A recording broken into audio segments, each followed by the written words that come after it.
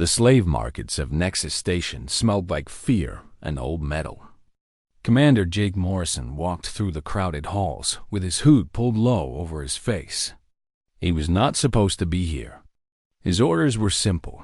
Watch the station, count the enemy ships, and go home. But Jake had always been bad at following simple orders.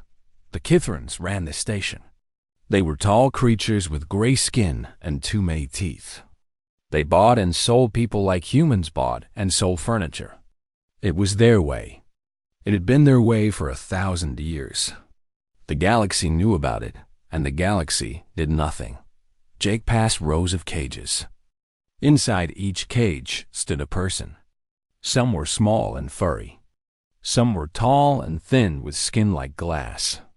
Some looked almost human. All of them had the same empty look in their eyes. They had given up hope long ago that he should leave. He should go back to his ship and file his report and let the politicians argue about what to do. That was the smart thing. That was the safe thing. Then he saw cage 40-7. The creature inside was Valorian. Jake knew this because he had fought Valorians during the Border Wars 10 years ago. They were the most dangerous warriors in the galaxy. They stood 7 feet tall with 4 arms and skin that changed color with their moods. Their heads had long tendrils that glowed with light when they were healthy and strong. This one was not healthy. This one was not strong. She sat in the corner of her cage with her back against the wall. Her blue-gray skin was covered in scars. Old scars. New scars. Scars on top of scars. Her 4 arms were thin, the muscles wasted away, and her tendrils hung dark and lifeless around her face like dead vines. But her eyes were alive. Large and amber and ancient, they tracked Jake as he walked closer. Other buyers gave her cage a wide space. Too dangerous, they whispered. Too much trouble.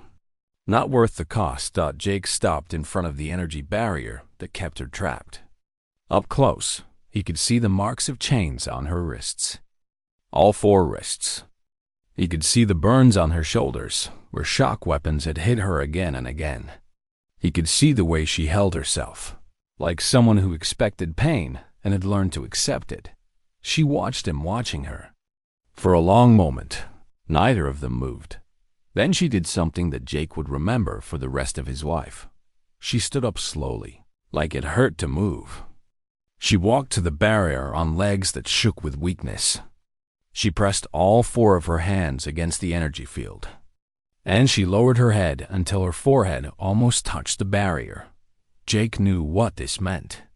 He had studied Valorian culture during the war. This gesture was sacred to them. They only did it in their most important ceremonies.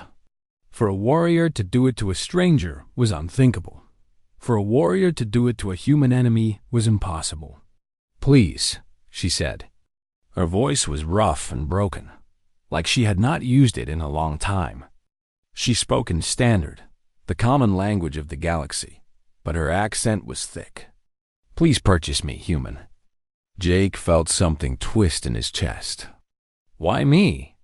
"I will serve," she whispered. "I will obey. Whatever you want, whatever you need, I will do it. Just please. Not the Kithrans again. Not the mines. Please. The mines."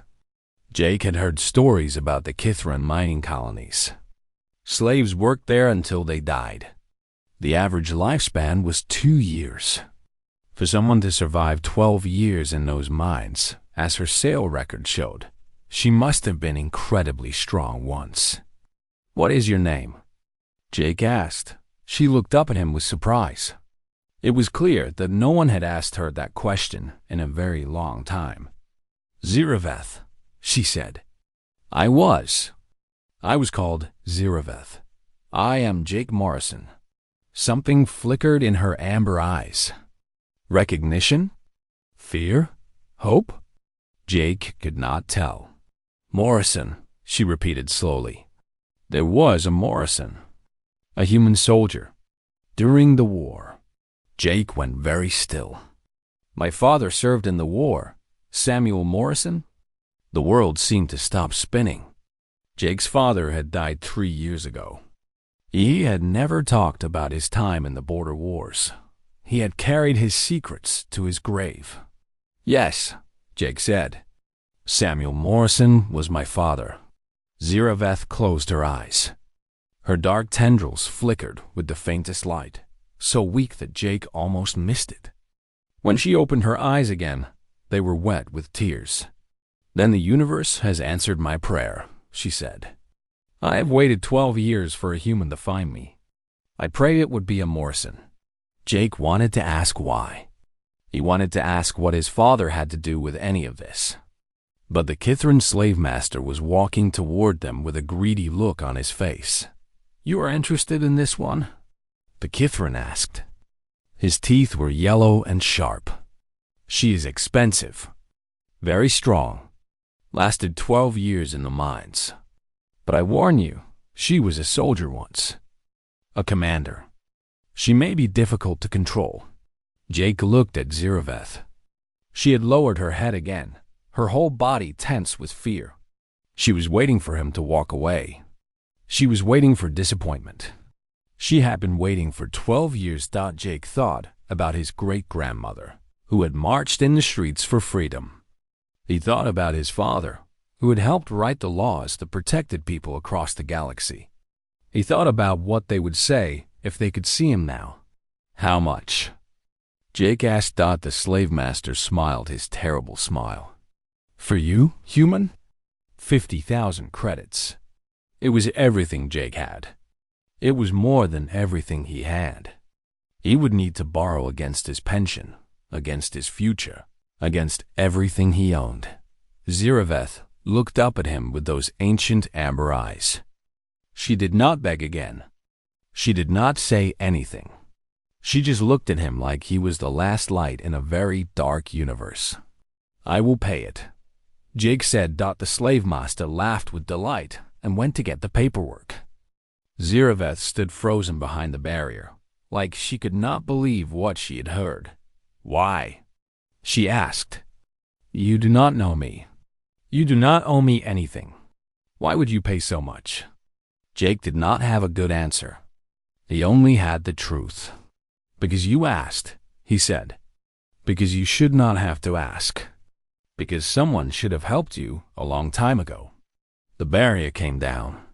Ziraveth, the Unbroken, former commander of the Valorian Third Armada, took her first step toward freedom. Her legs gave out almost immediately. 12 years of suffering finally catching up to her. Jake caught her before she fell. I have you, he said. I have you. You are safe now. She looked up at him with wonder on her scarred face. I do not understand humans, she whispered. Jake helped her stand. That is okay, he said. We do not understand ourselves most of the time. He led her away from the cage that had been her prison. Behind them, the Kithran slave master counted his credits. Around them, other slaves watched with desperate hope in their eyes. Jake Morrison could not save them all. But he could save this one.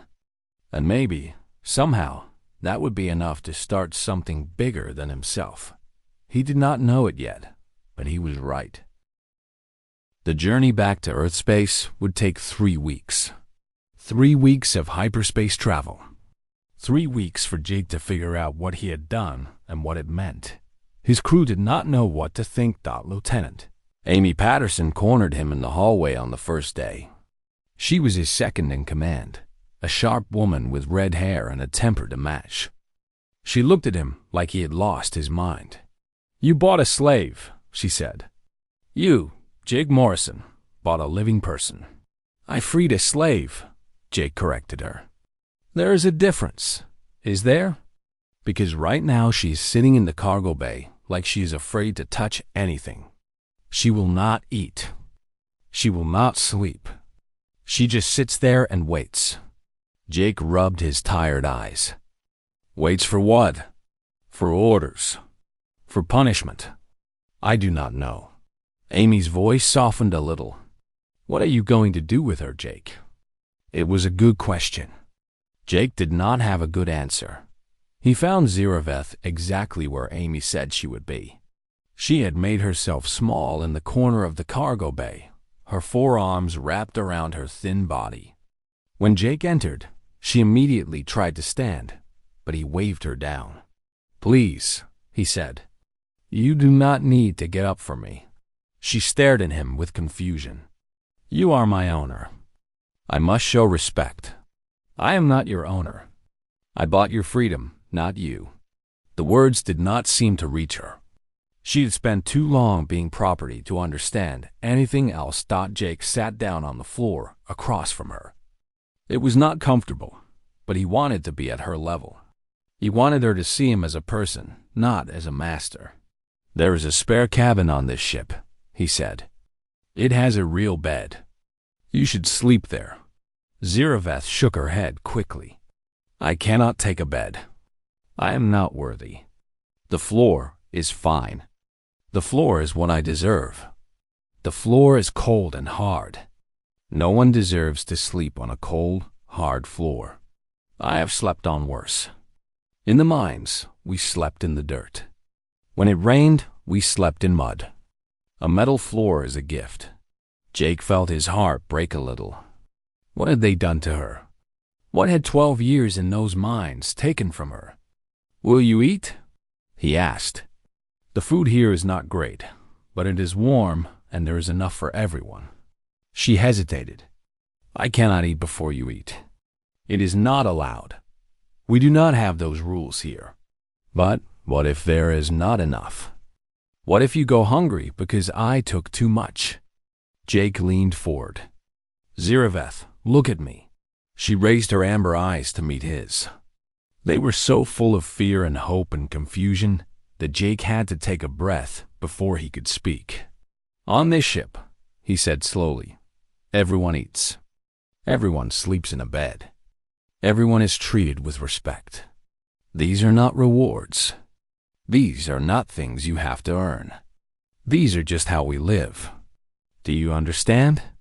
She did not understand. He could see it in her face. But she nodded anyway, because nodding was safer than arguing. It took a week before she would sleep in the spare cabin. It took 2 weeks before she would eat without waiting for Jake to eat first. It took the full 3 weeks before she would speak more than a few words at a time. But slowly, night by night, she began to share her story. She had been Ziraveth the Unbroken, fleet commander of the Valorian Third Armada. During the border wars, she had led 100 ships into battle. She had been feared across the galaxy. She had been unstoppable. "I killed humans," she told Jake one night. They sat in the small common room, drinking tea that Chief Engineer Carlos Vega had made. "Many humans. I destroyed 17 of your vessels. I followed my orders, and I did not question them." She waited for Jake to be angry. She waited for punishment. Instead, he just nodded. "I killed Valorians," he said. "I followed my orders too. War makes monsters of everyone. You do not hate me? I hate war. I hate what it does to people. But I do not hate you." Ziraveth's tendrils flickered with faint light. It was the first time Jake had seen them glow since he met her. The ship's doctor, a quiet man named Henry Cole, said it was a sign of returning health.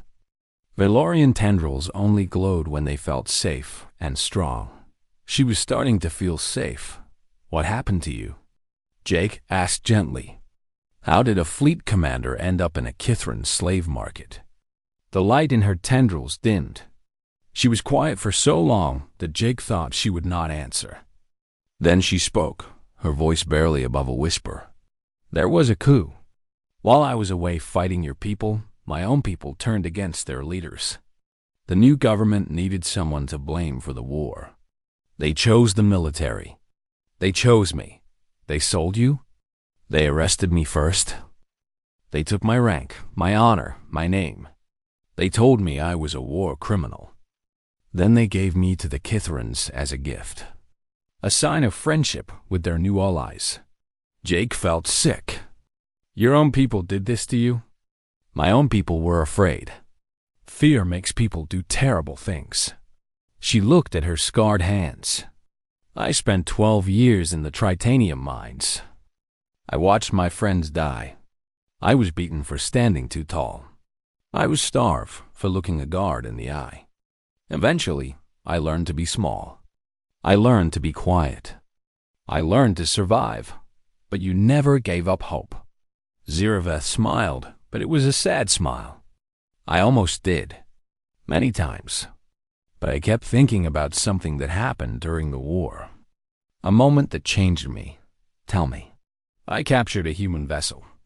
The crew was wounded, dying. My orders were to let them suffer. The Kithrans wanted us to be cruel. They said it would break human spirits. She paused, but a young officer looked at me. He was bleeding and broken, but he was not afraid. He said, "Even enemies can show mercy." Jake's heart began to beat faster. "What did you do?" "I saved them. I treated their wounds and released them at a neutral station. My superiors were furious. They said I was weak, but I knew I had done the right thing." Her amber eyes met his. That young officer's name was Morrison. Samuel Morrison. The room seemed to spin. Jake gripped the edge of the table to steady himself. "My father," he said. "You saved my father. He saved me first. He showed me that mercy was not weakness. That kindness was not foolishness. I carried those words with me through 12 years of darkness." Her tendrils glowed brighter now, brighter than Jake had ever seen them. "And now his son has saved me again.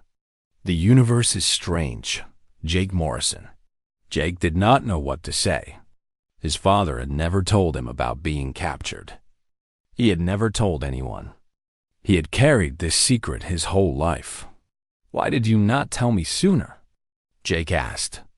"I was afraid," Ziraveth admitted. "I was afraid you would hate me for what I did to your people. I was afraid you would send me back. I was afraid that hope would turn into another disappointment." Jake reached across the table and took one of her hands. It was the first time he had touched her since catching her when she fell. "You are safe now," he said. "Whatever comes next, I will not let anyone hurt you again." Her hand trembled in his. A tear ran down her scarred face. "I do not deserve this kindness," she whispered.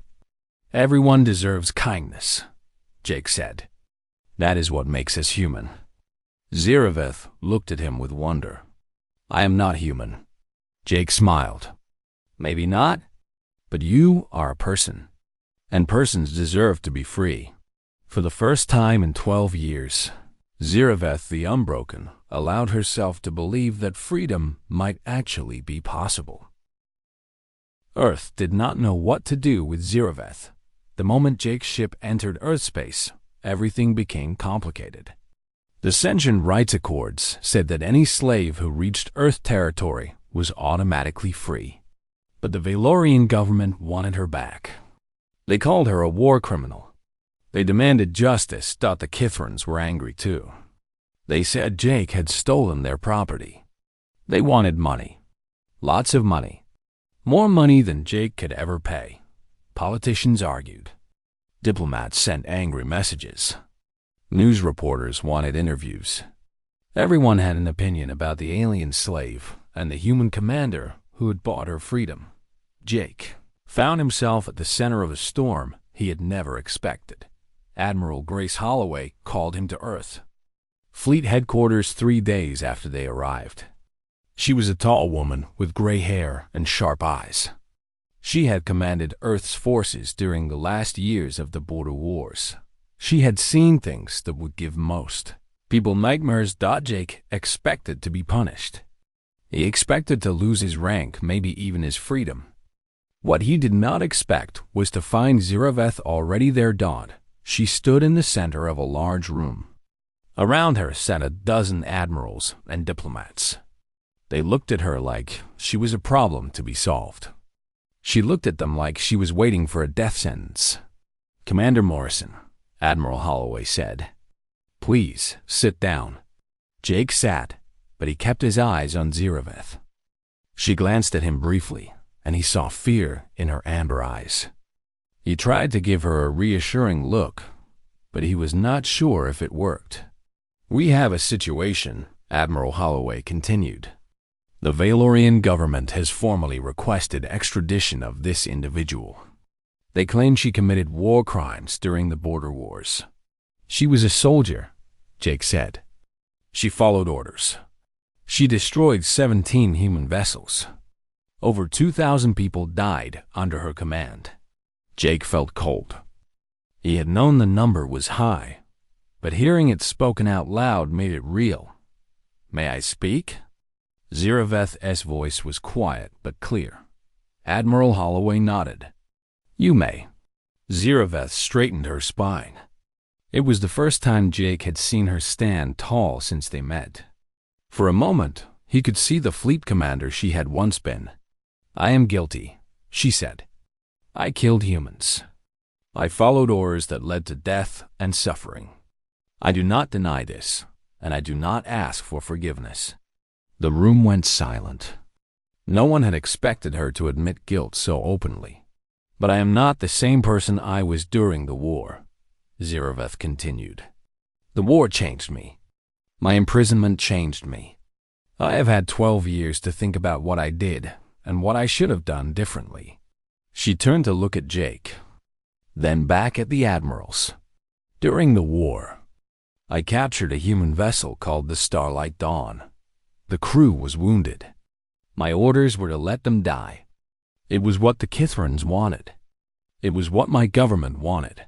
She paused, but a young officer named Samuel Morrison looked at me and said something I have never forgotten. He said, even enemies can show mercy. Jake felt tears forming in his eyes. He had never heard his father speak those words, but they sounded exactly like something he would say. I saved that crew, Zireveth said. I treated their wounds and released them. It was the only good thing I did during the entire war. And it cost me everything. My superiors reported me for weakness. When the coup happened, they used it as evidence against me. Admiral Holloway leaned forward. Are you saying you were punished for showing mercy to humans? I was sold into slavery for it. 12 years in the mines, because I chose kindness over cruelty. The room was very quiet now. The admirals exchanged glances. Some of them looked uncomfortable. Others looked thoughtful. I have the records, Jake said. Captain Samuel Morrison testified about his rescue at the peace negotiations. His testimony helped end the war. Without Zireveth's mercy, he would have died. The war might have continued for years longer. Admiral Holloway studied the files in front of her. This is verified. Captain Morrison's account matches what she says. Then she should not be punished for saving lives, Jake said. She should be thanked for it. One of the diplomats spoke up. The political situation is complicated, Commander. If we refuse to hand her over, we risk war with both the Valorians and the Kithrans. If we hand her over, we prove that Earth's promises of freedom mean nothing, Jake replied. Every slave in the galaxy is watching what we do. If we send her back to be executed, what message does that send? It sends the message that we follow the law. It sends the message that we are cowards. The room erupted in argument. Voices rose. Fingers pointed. Jake watched as politicians and military officers fought over Zireveth's fate like she was not even there, but she was there. She stood silent and still, her head held high, waiting for others to decide if she would live or die. Finally, Admiral Holloway raised her hand for silence. I have heard enough, she said. This decision is beyond my authority, but I will make a recommendation to the Council. She stood and walked toward Zireveth. The two women faced each other, human and Valorian, former enemies. Fleet Commander Zireveth, Admiral Holloway said, you killed my people. You destroyed ships under my command. By rights, I should want you dead. Ziraveth met her eyes without flinching. I understand. But you also saved Samuel Morrison. I served with Sam. He was a good man. And he raised a good son. She glanced at Jake. And Sam always said that. The enemy who showed him mercy was the bravest soldier he ever met. Ziraveth's tendrils flickered with it. Surprise. I am recommending that Earth grant you asylum, Admiral Holloway said. You will not be returned to the Valorians. You will not be given to the Kithrans. You will remain here, under Earth's protection, for as long as you wish. Tears ran down Ziraveth's scarred face. Why? Why would you do this for me? Admiral Holloway smiled. It was a tired smile, but it was real. Because mercy is not weakness. Because kindness is not foolishness. Because if we cannot forgive our enemies, we do not deserve peace. She turned to face the room. This is my recommendation. The Council will make the final decision, but I will fight for this. I will fight for her. 3 days later, the Council voted. It was close, very close, but in the end, Earth chose mercy. Ziraveth was granted asylum. She was offered a position as a military consultant, helping Earth understand Valorian tactics and strategy. She would not be a prisoner or a slave. She would be a partner. The Kithrans were furious. They cut off all diplomatic contact. The Valorians issued formal protests. Across the galaxy, governments whispered that Earth had gone too far. But something else happened too. In slave markets and mining colonies, in hidden corners where the desperate gathered, people began to whisper about Earth, about humans, about a species that bought warriors not to use them, but to free them. Hope spread like fire across the stars. On the night after the Council's decision, Jake found Ziraveth standing on the observation deck of the space station. She was looking at Earth below, a blue and green jewel floating in the darkness. It is beautiful, she said when Jake joined her. I spent 12 years dreaming of a home. I never thought it would look like this. Is Earth your home now? Jake asked Dodd. She turned to face him. Her tendrils glowed bright and strong. Home is not a place, she said. Home is where someone cares if you live or die. Home is where your pain matters. She reached out and took his hand. You gave me a home, Jake Morrison. You and your people. I do not know how to repay that. Jake squeezed her hand gently. You do not have to repay anything. Just live. Just be free. That is enough. Ziraveth looked back at the planet below. Somewhere down there, billions of humans went about their lives, unaware of the battle that had been fought for her sake. I will do more than live, she said quietly. I will make sure that what happened to me never happens to anyone else. I will fight for freedom the way you fought for mine. It was a promise. And Ziraveth, the unbroken, always kept her promises. 2 years changed everything. Ziraveth was no longer the broken creature Jake had found in the slave market. Her body had healed. Her muscles had returned. Her tendrils glowed with bright light that pulsed like a heartbeat. She stood tall and proud, and when she walked into a room, people noticed. She had become something unexpected. She had become a symbol. Other slaves had found their way to Earth. Some escaped on their own. Some were rescued by human ships.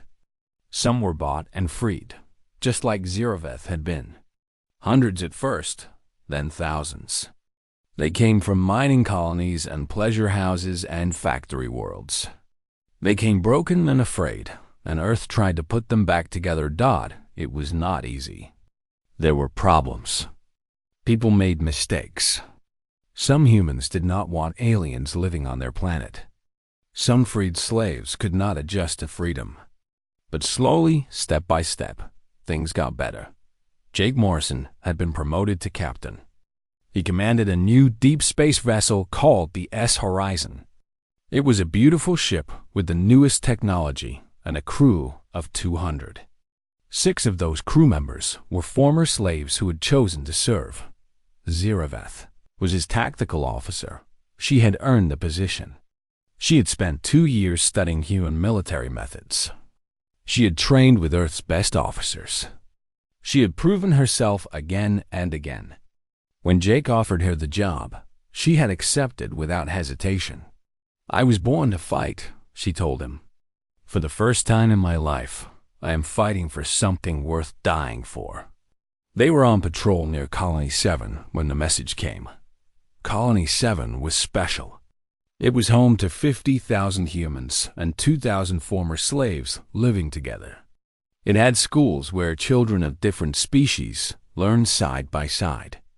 It had hospitals where doctors treated everyone equally. It was everything Earth wanted the galaxy to be. The Kithrans hated it.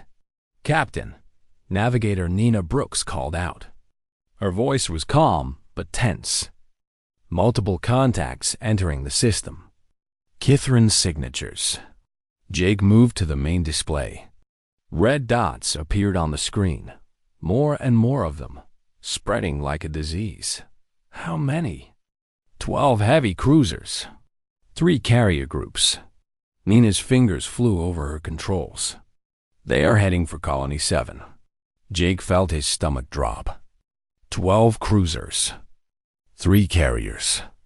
Against those numbers, the horizon was nothing. They were a single ship with 200 crew members facing a fleet that could destroy planets. He opened a channel to Earth Command. The response came quickly, but it was not good news. "Horizon, this is Earth Command. Reinforcements are 18 hours away. Repeat, 18 hours. Hold position and protect civilians. 18 hours. The colony would be ash in 18 hours. We cannot fight them," Amy Patterson said quietly. "The numbers are impossible. We would be destroyed in minutes." Jake looked at his crew. They were afraid. He was afraid. But Colony 7 was counting on them. 50,000 humans and 2,000 freed slaves were counting on them. "Options," he said. "Give me options." Silence. No one had options. No one had answers. The Kithran fleet grew closer on the display, a wall of death moving toward innocent people. Then Ziraveth spoke. "I have an idea." Everyone turned to look at her. She stood at her tactical station with her 4 arms crossed, studying the enemy positions with cold focus. "We cannot win a straight fight," she said. "But we do not need to win. We need to survive for 18 hours. We need to keep them busy, confused, and afraid." "How?" Jake asked. Ziraveth smiled. It was not a friendly smile. It was the smile of a predator who had finally found worthy prey. "I know the Kithrans," she said. "I studied them for decades. I fought beside them. I was tortured by them. I know their tactics, their pride, and their weaknesses." Her tendrils pulsed with bright light. "They expect us to run or surrender. They expect easy victory. We will give them neither." She moved to the main display and began drawing lines across the map. "The asteroid belt here. We use it for cover. We run, we hide, we strike from shadows. Every time they think they have us, we disappear. Every time they relax, we hurt them. We are one ship," Amy pointed out. "They are 12. Yes, but one ship is hard to find in an asteroid belt. 12 ships get in each other's way." Ziraveth looked at Jake. "Trust me. I know how to make them bleed." Jake did not hesitate. "Do it." What followed would become the stuff of legends. The horizon dove into the asteroid belt with the Kithran fleet close behind. Rocks tumbled through space like giants playing catch. The human ship darted between them, using every shadow, every hiding spot, every trick that Ziraveth could think of, and there were many tricks. She knew that. Kithran sensors had trouble with certain mineral deposits.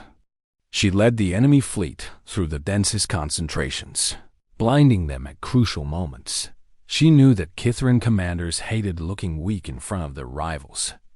She targeted the fleet leader's ship with small attacks, forcing him to chase her while his allies watched. She knew that Kithran soldiers were superstitious about certain signals. She broadcasted frequencies that their folklore said meant bad luck. One by one, she picked them apart, but she was not done.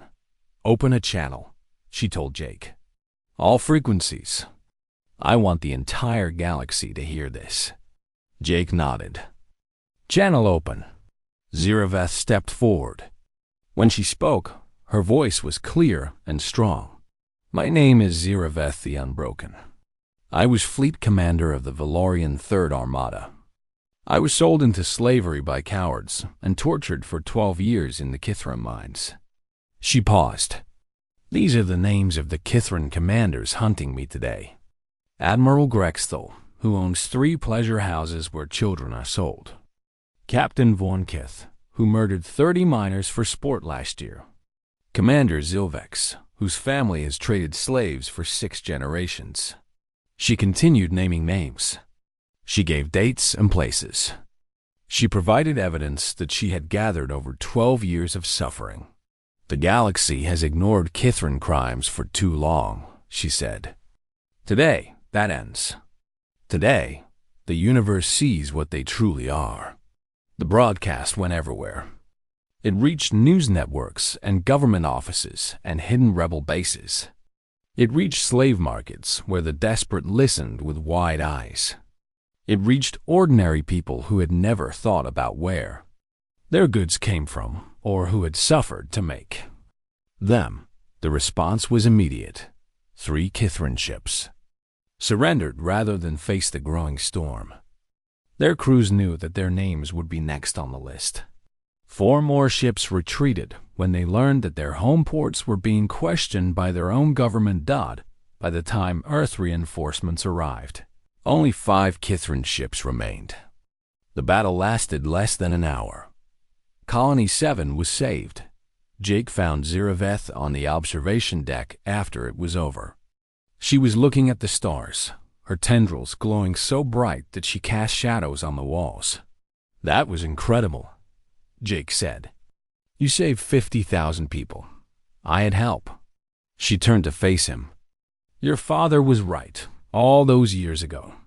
Mercy is not weakness, but neither is justice." She looked back at the stars. "The Kithrans took everything from me. Today I started taking it back. What happens now?" Ziraveth's smile was fierce and proud. "Now the galaxy knows the truth. Now the slaves have hope. Now the tyrants have fear." She placed one of her hands on Jake's shoulder. "Now we finish what we started." Somewhere in the darkness of space, a slave ship received the broadcast. In the cargo hold, a young girl from a species Jake had never heard of listened to Ziraveth's words. She started to believe that freedom might be possible. She was not alone. The Kithran slave empire fell in 10 years. It did not happen all at once. Empires never fall all at once. They crumble slowly, piece by piece, until one day people look around and realize that everything has changed. It started with Ziraveth's broadcast. The evidence she shared could not be ignored. News networks investigated. Governments asked questions. Ordinary people demanded answers. Trade sanctions came first. The Galactic Assembly voted to restrict commerce with any world that practiced slavery. The Kithrans laughed at first. They had weathered sanctions before, but this time was different. This time, people cared. Boycotts spread across the galaxy. Companies that did business with slavers lost customers. Politicians who supported Kithran interests lost elections. Slowly, the money dried up. Then came the rebellions. Slaves who had heard Ziraveth's broadcast began to fight back. Some escaped. Some died trying. But every rebellion, successful or not, made the empire weaker. Finally, the end came. The Kithran government collapsed under the weight of its own cruelty. New leaders rose to power and promised reform. The slave markets closed. The mining colonies were liberated. Millions of people who had never known freedom took their first steps into a new life. Jake Morrison, now an admiral, stood on the steps of the Galactic Senate and watched history being made. The Emancipation Accord was the most important document in galactic history. It guaranteed freedom for all sentient beings. It created courts to prosecute slavers. It established funds to help freed slaves rebuild their lives. 47 species signed it that day. Ziraveth stood beside Jake. She was no longer his tactical officer. She was ambassador at large for the Earth Alliance, a title that had never existed before. She traveled the galaxy speaking to governments and former slaves alike. She told her story again and again, because every time she told it, someone new found hope. Her tendrils blazed with light as she watched representatives add their marks to the accord. Blue and gold and silver light danced across her scarred face. "You know," Jake said quietly, "when I walked into that slave market, I was not planning to change the galaxy." Ziraveth made a sound that humans had learned was Valorian laughter. It was warm and rich, nothing like the broken whisper she had used when they first met. "And when I begged you to purchase me, I was only hoping to survive one more day." She looked at him with those ancient amber eyes. "We both exceeded expectations." Below them, crowds filled the plaza. Humans stood beside Valorians. Former slaves celebrated with the people who had helped free them. Children of different species played together, chasing each other through the crowd without any thought of war or hatred. It was beautiful. After the ceremony, an elderly Valorian approached them. She moved slowly, supported by human assistants, but her eyes were sharp and clear. "Fleet Commander," she said, using Ziraveth's old title. Her voice trembled with emotion. "I served under you long ago, on the Third Armada. I was Kithara, your communications officer." Ziraveth went very still. Her tendrils dimmed for a moment, then glowed even brighter. "Kithara? They told me everyone from my command was dead. They told me I was the only one who survived the mines. They lied. Many of us died, yes, but some survived. I was sold to a factory world. I spent 15 years building weapons that would be used against innocent people." Tears ran down the old woman's face. "But I survived. And because of what you did today, my grandchildren will never know chains." She pressed her forehead to Ziraveth's in the traditional Valorian gesture of deep respect. It was the same gesture Ziraveth had used when she begged Jake to buy her freedom. "You kept your promise to us," Kethara said. "You found a way home." Ziraveth held the old woman gently.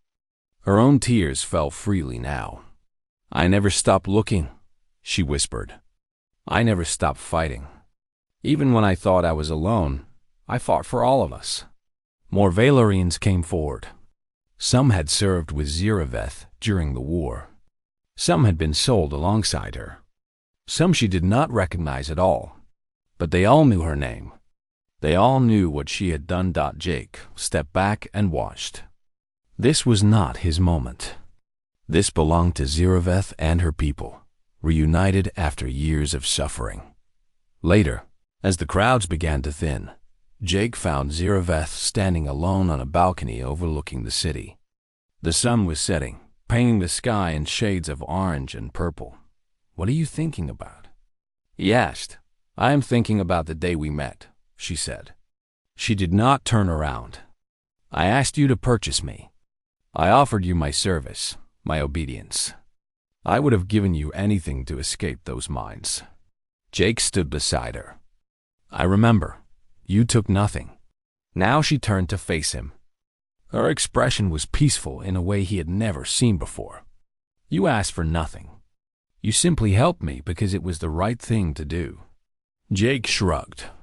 He had never been comfortable with praise. Anyone would have done the same. No, Ziraveth shook her head. No, they would not. I spent 12 years in those markets. Thousands of people walked past my cage. Some felt pity. Some felt curiosity. Some felt nothing at all. But only you stopped. Only you helped. She extended one of her 4 hands toward him. For Valorians, this was the gesture of absolute trust. It was more sacred than any human handshake or hug. Jake took her hand without hesitation. You know why the galaxy fears humans? Ziraveth asked. Our ships? Our weapons? No, those things are impressive, but they are not why we fear you. Her tendrils pulsed with soft light. We fear you because of your stubborn, inexplicable belief that the right thing is worth doing, no matter the cost. We fear you because you see a broken enemy and offer mercy. We fear you because you cannot be bribed or threatened or convinced to abandon your values. She squeezed his hand gently. I spent 12 years in chains because my people believed that mercy was weakness. You have spent 10 years proving that mercy is the greatest strength of all. Jake looked out at the city below. Somewhere down there, freed slaves were building new lives. Somewhere down there, children were learning that freedom was their birthright. Somewhere down there, the galaxy was changing. So what comes next? He asked. Ziraveth followed his gaze. Her amber eyes found the stars appearing in the darkening sky. Out there were countless worlds, countless beings who still suffered, countless whispers of hope waiting to be answered. Next, she said, we answer more whispers. Jake smiled. That could take forever, perhaps. Ziraveth's tendrils glowed bright with determination. But we have proven that one person can change everything. Imagine what millions of us can do. She turned and walked back toward the celebration. Jake watched her go. This warrior who had been broken and rebuilt. This symbol of hope for an entire galaxy. Then he followed her. There was work to do. There were promises to keep.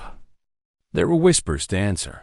And humans, Jake knew, always kept their promises. Far away, on a small planet in a forgotten corner of the galaxy, a young slave looked up at the stars. She had heard the stories. She knew about Ziraveth the Unbroken. She knew about the humans who bought freedom and gave it away. She closed her eyes and made a wish. Somewhere, somehow, she knew someone was listening. Someone was always listening. That was what humans did. They listened. They cared. They helped. And they never, ever gave up.